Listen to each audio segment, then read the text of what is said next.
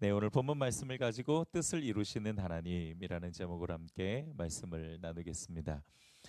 예레미야서 3장 33장 2절을 보게 되면은 야훼 하나님에 관해서 우리에게 이렇게 말씀하십니다. 이를 행하시는 여호와, 그것을 만들며 성취하시는 여호와, 그의 이름을 여호와라 하는 이가 이와 같이 이르시도다. 그러니까 우리가 믿는 하나님은 어떤 하나님이시냐? 일을 계획하시고 또 그 계획하신 일을 반드시 성취하시는 하나님이신 거죠. 그러니까 계획한 일을 하나님은 반드시 이루신다. 이것이 우리가 믿는 하나님의 속성입니다. 성취하신다는 이 단어가 성경 어디에 또 등장하냐면 이사야서 53장 10절에도 나옵니다. 이렇게 말씀하세요. 그가 죄를 속하는 희생 제물이 되면 그는 자손을 보게 될 것이며 그의 날이 장구할 것이니 그를 통해 내 뜻이 성취될 것이다. 예수 그리스도를 통해 하나님의 구원의 뜻이 성취될 것이라고 이사야 선지자를 통해 예언하신 겁니다. 그리고 그 예언은 분명히 이루어졌죠. 성취되었습니다. 독생자들 예수 그리스도를 이 땅에 보내셨고 인류의 죄값을 대신 치르셔서 세상을 구원하셨죠. 이렇게 하나님은 뜻을 세우시면 반드시 성취하시는 분이세요. 약속하신 것 반드시 지키시는 분입니다. 하나님은 우리가 참 많이 다르시구나 그런 생각이 들어요. 왜냐하면 우리는 사실 기분 나쁘면 결정을 금방 바꾸기도 하잖아요. 또 속상한 일이 생기면 약속한 거를 안 지키기도 하는데 하나님은 그렇지 않으신다는 거죠. 반드시 뜻을 이루시고 약속을 이행하시는 분으로 또 신실하시고 성실하신 분으로 우리에게 말씀해 주십니다. 자, 그렇다면 교회도 마찬가지 아닌가라는 생각이 들어요.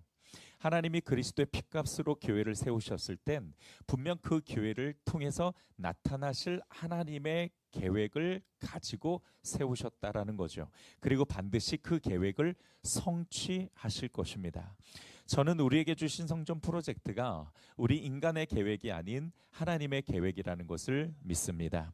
그렇게 하나님은 반드시 이 계획을 성취하실 거예요. 성전 프로젝트를 통해 우리 공동체를 건강하게 세우실 것이고 또한 성전뿐만 아니라 앞으로 한국교회의 모범이 될 수 있도록 반드시 역사해 주실 줄 믿습니다. 그러므로 우리 가운데 일하시고 우리를 통해서 일하시며 성취하실 하나님을 신뢰하고 우리 모든 성도들이 하나님의 동역자로 굳건하게 서는 성도들이 되기를 주님의 이름으로 축복합니다. 자, 우리 주에 계신 분에게 그렇게 격려해 주세요. 당신은 하나님의 동역자입니다. 함께 격려해 주실까요?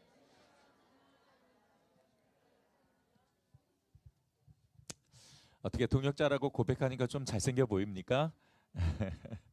자, 그럼 오늘 본문으로 함께 들어가 보도록 할게요.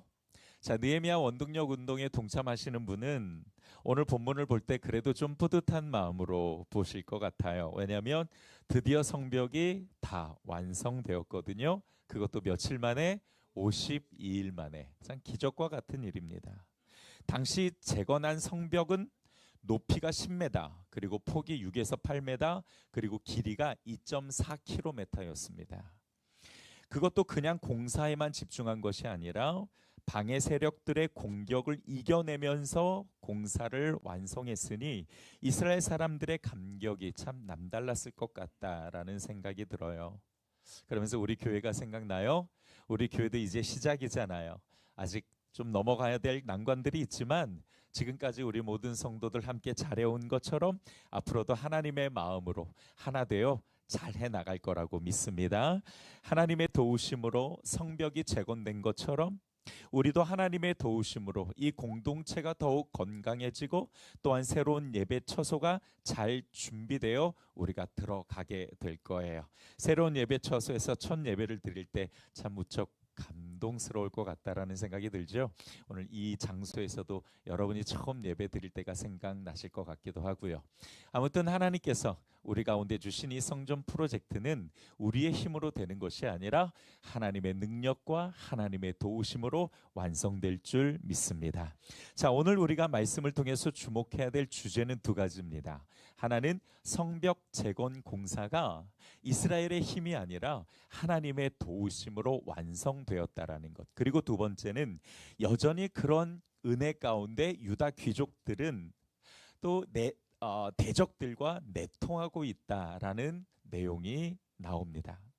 제가 이번에 느헤미야 설교를 준비하면서 예전과는 참 많이 다르다는 느낌을 받았어요. 왜냐하면 예전에 이 느헤미야서를 준비하고 설교할 때는 사실 대적들의 집요한 공격에 관해서는 주목하지 않았거든요. 그저 성벽 재건과 그 과정, 그리고 공동체가 말씀으로 세워지는 모습에 참 은혜를 많이 받았던 기억이 있습니다. 그런데 이번 설교는 하나님께서 다른 관점으로 보게 하시더라고요. 특히 성벽 재건을 방해하는 대적들, 산발랏, 게셈, 도비야, 이 대적들의 전략과 공격을 보면서 오늘날 교회가 공동체를 세워가고 또한 하나님의 뜻을 쫓아갈 때에 영적으로 주의하고 경계해야 될 것이 무엇인지 바로 그 영적인 관점을 열어주시는 것을 느꼈습니다. 저는 이것이, 이 메시지가 우리 교회만의 이야기라고 생각하지 않아요. 하나님이 세우신 세상의 모든 교회는 세우신 이의 목적에 맞게 그 교회의 본질을 지켜가고 교회에 주신 그 사명을 모든 성도가 함께 이루어 가야 되는 거죠. 그런 차원에서 교회가 영적으로 주의해야 될 것이 있는 거예요. 여전히 교회는 산발랏과 게셈과 도비아 같은 교회를 무너뜨리려는 영적 대적들이 있고, 교회는 그들과 영적 전쟁 중이라는 것을 절대로 잊어서는 안 되는 겁니다. 만약에 이것을 잊어버리면 교회는 본질과 길을 잃어버리게 될 것입니다. 사실 오늘 본문을 묵상하면서도 좀 의아한 게 있었는데 52일 만에 정말 성벽을 세우는 기적과 같은 일이 벌어졌음에도 불구하고 성경은 매우 단순하게 이 성벽 재건을 그냥 한 줄로 끝내고 있다라는 거죠. 자, 15절을 한번 보죠. 성벽 역사가 52일 만인 엘루월 25일에 끝남에, 그냥 이렇게 정리를 해버립니다. 그냥 이렇게 무심하게 한 줄로 끝낼 일인가? 정말 이스라엘 백성들과 그리고 느헤미야가 정말 이 성벽을 세우기 위해서 얼마나 많이 애를 쓰고 또 하나님의 은혜와 역사와 도우심이 있었는데 그냥 이렇게 한 줄로 끝낼 일인가? 그런 생각이 들 정도예요. 너무 의아해서 곰곰이 기도하면서 묵상하는데요. 하나님이 그런 마음을 주세요.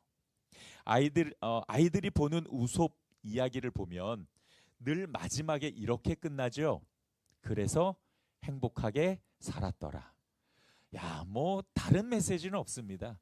그저 행복했대요. 백설공주가 얼마나 힘들게 왕자를 만났는데 둘이 만나서 그저 행복하게 살았대요. 근데 저는 사실 뒷이야기가 더 궁금해요. 왜냐하면 정말 행복하게만 했을까? 백설공주와 왕자가 만나긴 했지만 그 둘이 싸우지는 않았을까? 행복하기 위해서 서로 포기해야 될 것도 있고 맞춰가야 될 것도 있고 때로는 갈등도 있고 말이죠. 또 부부 살아가면서 또 때로는 어려움도 있잖아요. 근데 그런 이야기를 좀 해줬으면 좋겠는데 늘상 행복했대요. 사실 그런 이야기가 아이들한테는 더 필요한 거 아닌가? 그런 4차원적인 생각을 가끔 하기도 합니다. 네, 여러분, 이스라엘 사람들에게 가나안 땅은 목표의 끝입니까? 아니면 목표의 시작입니까? 시작이죠. 가나안 땅에 들어가는 게 목표가 아니라 들어가서 어떻게 살아가야 되는지가 더 중요한 것이거든요. 요즘 새벽 예배 때 민수기 말씀을 함께 나누고 있어요. 근데 이 민수기의 주제는 광야 생활이에요. 근데 가만히 민수기를 보면 광야 생활에 필요한 말씀보다 가나안 땅에 들어가서 필요한 말씀을 더 많이 주세요. 하나님께서 이스라엘 사람들에게 말씀하시는 내용 대부분은 광야에서 필요한 규례보다 약속의 땅에 들어가서 필요한 규례가 훨씬 많은 이유는 가나안 땅이 마침표가 아니라는 거죠. 광야에서는 사람이 떡으로만 살 것이 아니요 하나님의 말씀으로 살아가야 된다라는 것을 배우고, 가나안에 들어가서는 하나님이 주신 그 말씀을 살아내기 위해서 몸부림치면서 완성되어야 하는 것입니다. 그러니까 가나안은 마침표가 아니에요. 하지만 이스라엘 사람들은 그렇게 생각하지 않았죠. 그저 하나님이 약속하셨으니 그 땅에 들어가기만 하면, 그냥 정복하기만 하면은 거기서 끝이야. 그렇게 생각하고서는 하나님의 말씀을 너무 우습게 여기고 버렸어요. 결국 그 결론이 뭡니까? 70년의 포로 생활이었어요. 말씀을 버렸더니, 하나님을 버렸더니 그들에게 남는 것은 아무것도 없었다라는 거죠. 가나안은 목표가 아니라 사실은 거기서부터 하나님의 사람으로 만들어지기 위해 그들이 말씀을 가지고 몸부림치며 살아내야 되는 그 삶의 과정을 그들이 놓쳤던 겁니다. 오늘 말씀을 묵상하면서 성령님이 주시는 마음도 같은 거예요. 이스라엘 사람들에게 성벽 제거는 끝이 아니죠. 오히려 거기서부터 본격적인 하나님과의 관계 회복이 시작돼요. 이 공동체가 하나님이 기뻐하시는 백성으로 만들어져야 되는 시작 출발점이기도 했습니다. 그러니까는 성벽 재건도 중요하지만 그 이후에 공동체가 하나님의 말씀으로 바르게 세워지는 것이 더 중요했던 거예요. 그래서 성벽 재건은 그냥 한 줄로 서술하고 마친 겁니다. 여러분, 우리가 성경을 볼 때 바로 이런 부분을 놓치지 않아야 해요. 그래야 하나님이 말씀하고 싶은 게 무엇인지를 알 수 있는 거거든요. 성경은 단 한 단어도, 한 줄도 그냥 쓰인 게 없죠. 다 이유가 있고 의미가 있고 하나님의 의도가 있기 마련입니다.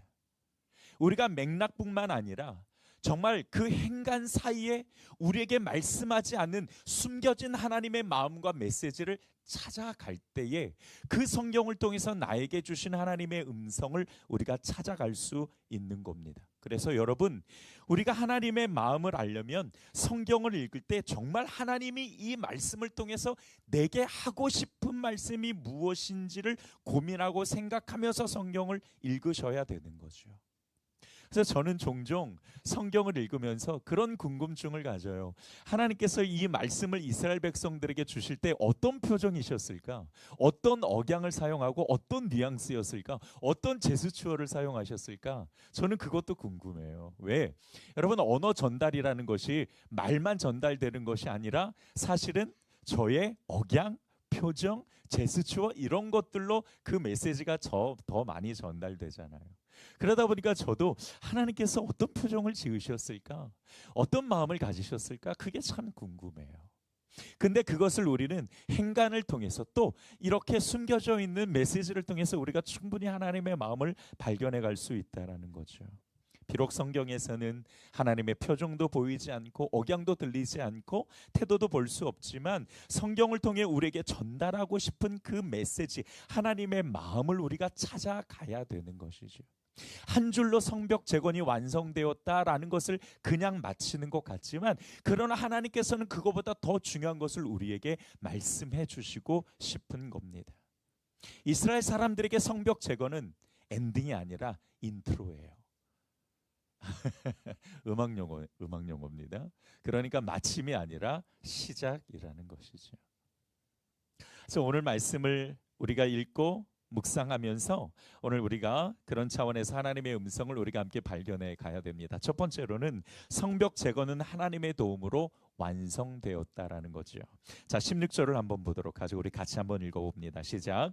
우리의 모든 대적과 주위에 있는 이방 족속들이 이를 듣고 다 두려워하여 크게 낙담하였으니 그들이 우리 하나님께서 이 역사를 이루신 것을 알미니라. 아멘.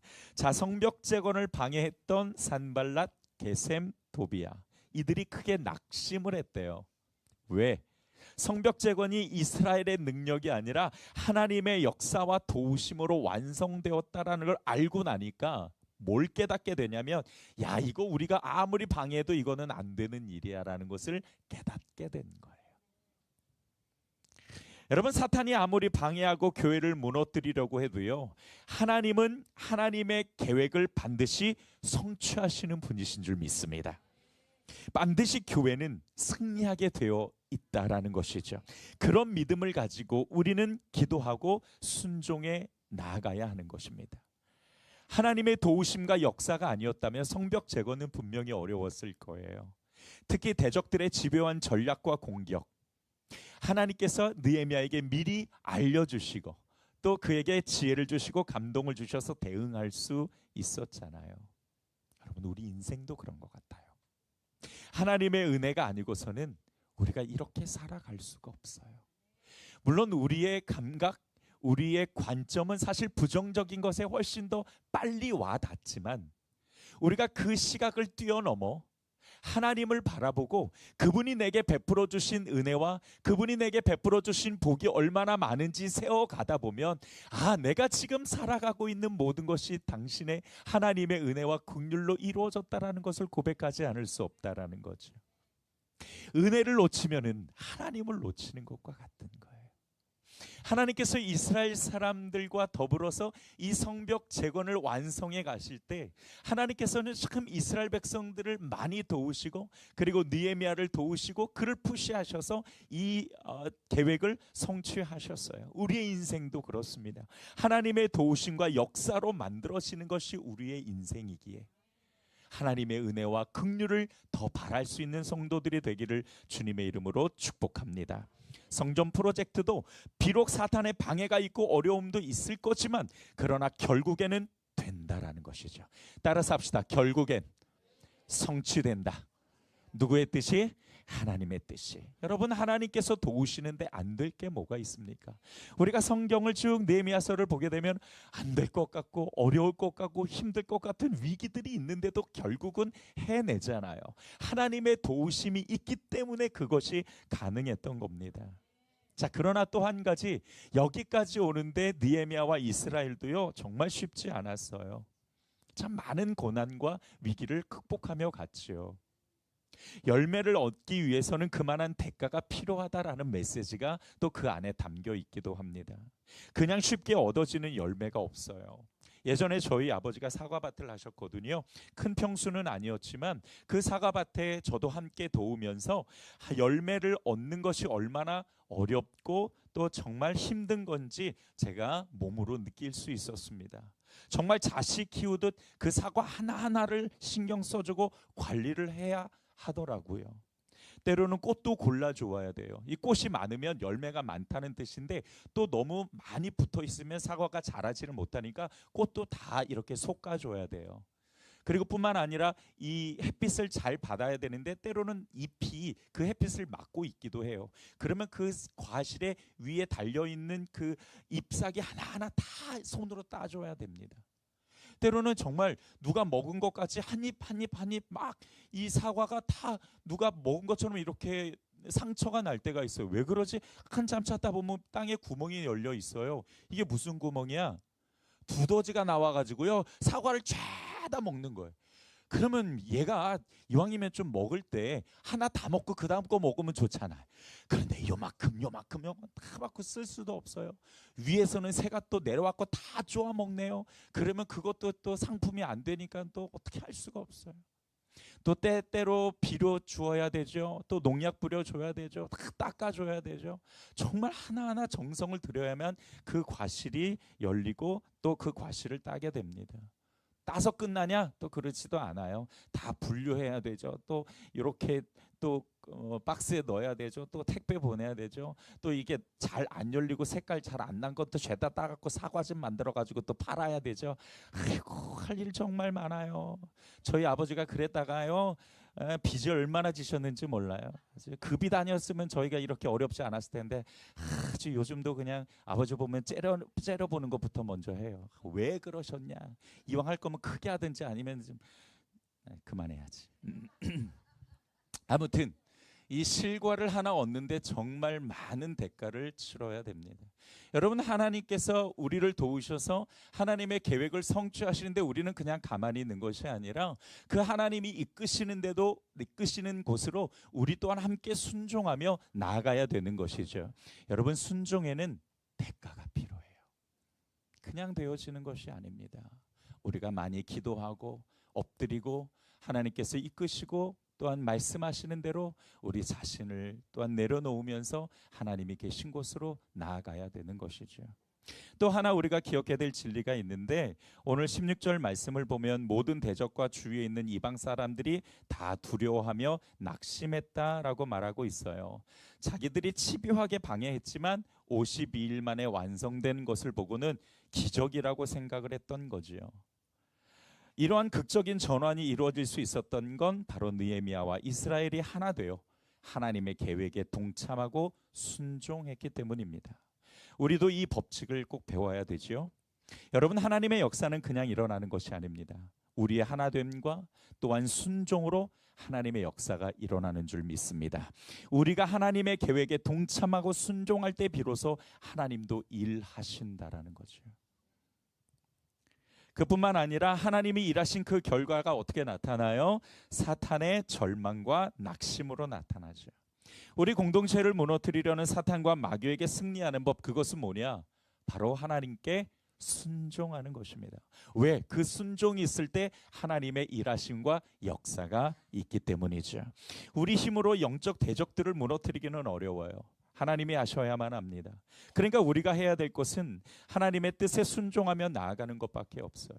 여러분, 예수님께서 하나님의 뜻에 순종하셨기에, 그 십자가를 지시고 부활하셨기에 이 땅에 구원이 있었던 것처럼 우리 교회가, 또 여러분 한 분 한 분이 하나님의 계획에 동참하고 순종하여서 정말 사단이 낙심하고 떠나가는 놀라운 은혜의 현장을 맛보게 되기를 주님의 이름으로 축복합니다. 마지막 두 번째로 우리에게 주시는 메시지는 죄의 쓴뿌리를 끊어버려야 한다라는 겁니다. 자, 오늘 보면 17절을 한번 보도록 하겠습니다. 또한 그때의 유다의 귀족들이 여러 번 도비아에게 편지하였고 도비아의 편지도 그들에게 이르렀으니, 지금 유다의 귀족들이 대적인 도비아와 편지를 주고받아요. 무슨 내용일까요? 잘 있었니? 잘 살아라. 그런 내용이겠습니까? 아니죠. 서로 내통하고 있었던 겁니다. 18절을 보게 되면 도비아와 유다 귀족이 서로 결혼하면서 동맹 맺는 것을 보게 됩니다. 분명히 하나님께서 다른 민족과는 통혼하지 말라고 명령하셨어요. 왜? 그렇게 되면 우상이 같이 들어와서 공동체가 흔들리고 믿음이 흔들릴 수 있기 때문입니다. 그뿐만 아니라 에스라서를 보게 되면은요, 이스라엘 사람들이 다른 민족과 통혼했던 그 죄를 인정하고 회개하면서 다시는 그렇게 하지 않겠다라는 다짐이 나와요. 자, 에스라서 10장 11절로부터 12절을 우리 같이 한번 읽어보도록 하겠습니다. 우리 자막을 통해서 한번 읽어보죠. 시작. 이제 주 여러분의 조상의 하나님께 죄를 자백하고 그의 뜻을 따르십시오. 이 땅에 있는 이방 백성과 관계를 끊고 여러분이 데리고 사는 이방인 아내들과도 인연을 끊어야 합니다. 온 회중이 큰 목소리로 대답하였다. 옳으신 말씀입니다. 우리는 반드시 말씀하신 대로 하겠습니다. 우리는 반드시 말씀하신 대로 하겠습니다라고 말했던 이 사건이 오늘 본문에 14년 전에 있었던 사건이에요. 14년 전부터, 아니 그냥 예루살렘으로 처음 귀환했던 그때부터 이 사람들은 통혼하면서 하나님이 하라고 하지 말라고 말씀하신 것을 어겨가고 불순종하면서 했던 거예요. 그 쓴 뿌리가 여전히 남아 있어서 이 사람들이 통혼하면서 도비아와 대적들과 계속적으로 동맹을 맺고 있었던 거죠. 그 쓴 뿌리가 사라지지 않았던 겁니다. 이스라엘 사람들의 문제는 죄를 끊어버리지 못했다는 데 있어요. 여러분, 이 죄를 끊어버리지 않으면 하나님께서 만들어 가시고자 하시는 거룩한 공동체가 될 수 없습니다. 그래서 하나님은 에스라를 통해서 그들에게 정말 어려운 다짐을 받고 회개를 촉구하셨던 거예요. 14년 전에 그렇게 했으면 그 하나님과의 약속을 잘 지켜갈 수 있어야 되는데 고작 14년 지났는데 또다시 그 쓴뿌리가 계속 올라왔던 거예요. 공동체가 하나님이 기뻐하시는 모습으로 거듭나고 변화돼야 되는데 여전히 죄의 쓴뿌리를 해결하지 못해서 이들은 이렇게 사단의 발목을 잡힌 것을 보게 됩니다. 우리 이 말씀을 우리 성도들 각자에게 적용한다면 우리도 역시 여전히 해결하지 못하는 죄의 쓴뿌리가 있을 거예요. 어떻게 해결해야 될까요? 뿐만 아니라 여러분, 죄는 3, 4대까지, 한 세대를 40년으로 봤을 때 160년을 내 후손에게 물려줘야 됩니다. 그러니까 이 죄의 쓴뿌리를 우리가 당대에 끊어버리는 것이 참 중요한데 이 죄의 쓴뿌리를 어떻게 해결해야 될까요? 죄의 쓴뿌리를 해결하기 위해서는요, 여러분 절대로 죄에 집중하면 안 돼요. 죄를 안 지으려고 할수록 사실은 우리는 더 죄의 늪에 들어갈 수밖에 없어요. 우리가 잘 알고 있지만 죄의 문제는요, 인간의 노력으로 해결할 수 없거든요. 그래서 이렇게 해야 합니다. 갈라디아서 5장 16절로부터 17절 세 번역인데 우리 함께 좀 읽어보겠습니다. 시작. 내가 또 말합니다. 여러분은 성령께서 인도하여 주시는 대로 살아가십시오. 그러면 육체의 욕망을 채우려 하지 않을 것입니다. 육체의 욕망은 성령을 거스르고 성령이 바라시는 것은 육체를 거스릅니다. 이 둘이 서로 적대 관계에 있으므로 여러분은 자기가 원하는 일을 할 수 없게 됩니다. 죄의 쓴뿌리는 죄에 집중을 하는 게 아니라 어디에 집중하냐? 성령의 인도하심에 집중을 하는 겁니다. 여러분, 죄의 쓴뿌리는요, 그냥 자라지 않아요. 영양분을 받고 자랍니다. 근데 그 영양분이 어디서 오느냐? 우리가 육신의 본능을 선택할 때에 죄의 쓴뿌리에 영양분을 주게 돼요. 그리고 그것이 더 단단해지고 자라게 되는 거죠. 그러면 그 죄의 쓴뿌리를 없애려면 우리가 성령의 인도하심과 감동을 더 많이 선택해 가야 됩니다. 성령을 선택하는 횟수가 점점 더 많아질 때에 비로소 그 죄의 쓴뿌리들이 힘을 잃어가게 되는 거죠. 여러분, 우리에게 성경을 통해서 말씀하신 하라 하지 말라는 천여 가지의 명령을 우리가 어떻게 다 기억해요? 그러니까 죄에 집중할수록 우리는 우리의 무능력함을 더 많이 경험할 수밖에 없어요. 그러니까 죄에 집중을 하는 것이 아니라 성령께서 나에게 이끌어 가시고 나에게 주시는 그 하나님의 마음에 우리가 더 집중하고 성령께서 기뻐하시는 선택, 그 영적인 선택을 많이 해야만 이 죄의 쓴뿌리를 제거할 수가 있는 것입니다. 육체의 본능과 그리고 성령의 말씀은 늘 부딪혀요. 이 두 개는 늘 싸웁니다. 그래서 우리 가운데 늘 갈등을 일으키죠. 그 갈등에서 우리가 무엇을 선택하느냐에 따라서 우리는 육신의 본능, 즉 죄의 쓴뿌리에 더 많은 영양분을 주기도 하고 성령의 이끄심에 더 많은 은혜를 받기도 하는 겁니다. 이스라엘 사람들이 하나님의 말씀을 따라 살아가려고 노력했다면 결코 이러한 같은 죄를 범하지 않았을 겁니다. 공동체가 흔들리는 인류를 경험하지 않았어도 됐을 텐데 이 사람들이 하나님의 말씀을 우습게 여기고 버렸기 때문에 같은 죄를 범하게 된 거죠. 여러분, 우리 교회도 그리고 우리 각자 자신도 마찬가지입니다.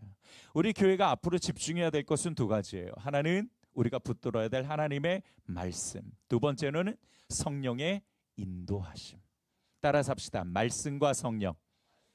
이 두 가지 기둥은 교회를 지탱하는 매우 중요한 큰 기둥입니다.